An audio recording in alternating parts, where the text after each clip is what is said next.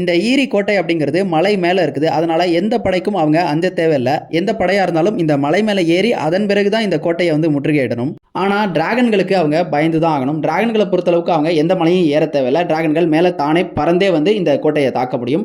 இதுக்கு முன்னாடி வரலாறுல இந்த மாதிரி ஒரு சம்பவமும் அவங்களுக்கு நடந்திருக்குது. ஏகானுடைய படையெடுப்புல இப்ப ஏமன் வச்சிருக்கக்கூடிய இதே வேகார் டிராகன்ல ஏகானுடைய மனைவியான விசன்யா டார்கெரன் இதே ஈரி கோட்டைக்கு வந்திருப்பாங்க. இந்த டிராகனோட யுத்தம் புரிய முடியாது அப்படிங்கறத புரிஞ்சுக்கிற அன்றைய ஆட்சியாளரான ஷரா ஆரின் ஏகான் கிட்ட சரணடையும் செஞ்சிருப்பாங்க. அதனால டிராகன்களை பொறுத்தளவுக்கு அவங்களுக்கு ஒரு வரலாறு அப்படிங்கிறது இருக்குது. இந்த காரணத்தினால தான் ஜேன் ஆரின் இப்போ வேலை பாதுகாக்கிறதுக்கு ஒரு டிராகனை கேட்டிருப்பாங்க.